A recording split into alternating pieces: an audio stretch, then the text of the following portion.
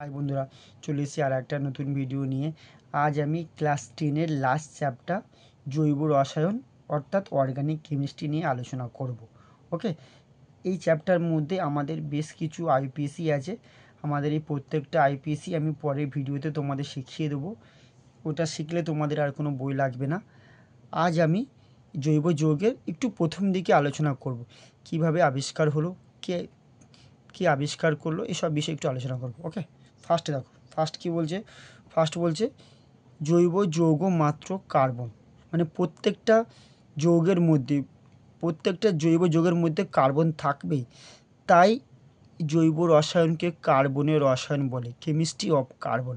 ওকে, কি হচ্ছে, 1784 সালে ল্যাভয়েসিয়ে প্রথম প্রমাণ করে যে জৈব যৌগের মূল উপাদান হলো কার্বন। ওকে, তাহলে 1784 খ্রিস্টাব্দে বিজ্ঞানী ল্যাভয়েসিয়ে প্রমাণ করছে যে প্রত্যেকটা যৌগের মধ্যে কার্বন বর্তমান। ওকে, তারপরে কী হচ্ছে দেখো, তারপরে কী হচ্ছে, পরীক্ষাগারে প্রস্তুত করা প্রথম জৈব যৌগ হলো ইউরিয়া। কে তৈরি করে বিজ্ঞানী ভোলার 1828 সালে, যার সংকেত হলো NH2CONH2। কীভাবে করেছিলেন দেখো, উনি করেছিলেন অ্যামোনিয়াম সায়ানাইডকে হিট করলে ওখান থেকে তৈরি হয়েছে ইউরিয়া, CONH2 ওকে, নেক্সট কী বলছে, 1845 সালে বিজ্ঞানী হারম্যান কোলবে প্রথম CHO দ্বারা জৈব যৌগ তৈরি করেন, যার নাম হলো অ্যাসিটিক অ্যাসিড, আমরা বলি ভিনিগার। ওকে, এবার একটু দেখো নেক্সট কী আছে। নেক্সট আছে জৈব যৌগের বৈশিষ্ট্য। ফার্স্ট আছে উপাদানের মধ্যে কী আছে, উপাদানের মধ্যে আছে যে প্রত্যেকটা যৌগের মূল উপাদান হবে কার্বন, এছাড়া অন্যান্য থাকতে পারে HONP ইত্যাদি। প্রকৃতি দেখো, প্রকৃতিতে বলছে জৈব যৌগগুলি সমযোজী পদার্থ হবে। ওকে, 3 নাম্বার আছে গলনাঙ্ক ও স্ফুটনাঙ্ক।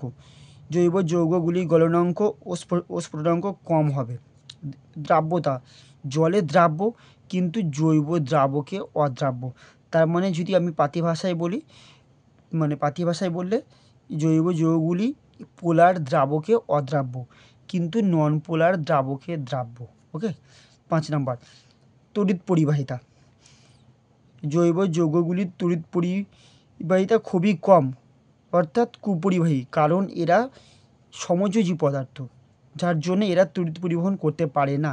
ক্যাটিনেশন, জৈব যৌগগুলি ক্যাটিনেশন ধর্ম দেখায়। আমাদের এই চ্যাপ্টারে মেন আলোচনার বিষয় হলো ক্যাটিনেশন, যেটা আমি পরে আলোচনা করেছি। আর একটা দেখে নাও, সমাবয়বতা, জৈব যৌগগুলি সমাবয়বতা ধর্ম দেখায়। হয়ে গেছে। নেক্সট একটু যাই, দেখে নাও নেক্সট কী আছে। নেক্সট আছে কার্বনের যোজ্যতা সর্বদা 4 হয়, ব্যাখ্যা করো। আর ভালো করে দেখো, আমরা জানি কার্বন পরমাণু ক্রমাঙ্ক 6, অর্থাৎ কার্বন পরমাণুর বিন্যাস মানে ইলেকট্রন বিন্যাস কত হবে, 2-4, মানে K সেলে 2, L সেলে 4টে। ওকে, তাহলে দেখো যেহেতু বাইরে 4টে আছে, তাহলে এ কী করবে, এ কি 8টা করতে চাইবে, তাহলে 8টা করতে হলে কী করতে হবে, একে অন্য 4টি ইলেকট্রন জোগাড় করতে হবে। সেই জন্যে ও কী করবে, অন্য 4টে পরমাণুর বহিস্থ কক্ষের সঙ্গে ও বন্ড করলে ওর অক্টেট হয়ে যাবে। সেই জন্যে কার্বনের যোজ্যতা সর্বদা 4 হবে। এই জন্যে এই চ্যাপ্টার একটা কথা মনে রাখতে হবে, আমরা যখন কোনো আইপিসি করব তার মধ্যে দেখব যাতে কার্বনের যেন 4টে হাত হয়, কারণ কার্বনের যোজ্যতা কিন্তু সর্বদা 4 হবে, 4-এর কমও হবে না, আবার 4-এর বেশিও হবে না। ওকে, মিথেন অণুর গঠন দেখো, CH4 বলতে এটা অ্যাকচুয়ালি হয় টেট্রাহেড্রাল, TD বলে দিলাম, টেট্রাহেড্রাল।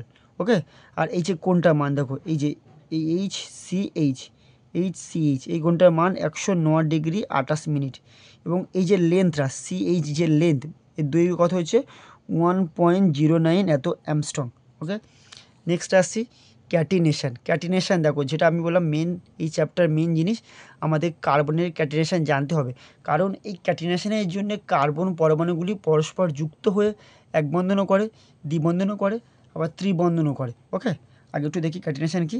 দেখো কি বলছে, কার্বন পরমাণু যে ধর্মের জন্যে যৌগ গঠনের সময় নিজেদের মধ্যে পরস্পর সমযোজী এক বন্ধন, দ্বিবন্ধন ও ত্রিবন্ধন দ্বারা যুক্ত হয়ে সুস্থিত কার্বন শৃঙ্খল গঠন করে। কার্বনের এই ধর্মকে ক্যাটিনেশন বলে। একটু ছবির সাহায্যে দেখায়, ভালো করে দেখো। এই যে কার্বন কার্বন সিঙ্গেল বন্ড, সবগুলো সিঙ্গেল বন্ড। এখানে দেখো কার্বন কার্বন ডাবল বন্ড, এখানে আছে কার্বন কার্বন ট্রিপল বন্ড। ওকে, এগুলো হলো কার্বনের ধর্ম। এগুলো দেখায় কেন? ক্যাটিনেশনের জন্যে। এবং কার্বন ছাড়া আর যে কয়েকটি মৌল ক্যাটিনেশন দেখায় তারা হলো সিলিকন, বোরন ও সালফার। ওকে, এরা ক্যাটিনেশন দেখায়। Thank you for watching. Please আমার চ্যানেলটিকে লাইক, শেয়ার এবং সাবস্ক্রাইব করতে ভুলো না। আমি নেক্সট ভিডিওতে আইপিএসসি নিয়ে চলে আসবো। ওকে।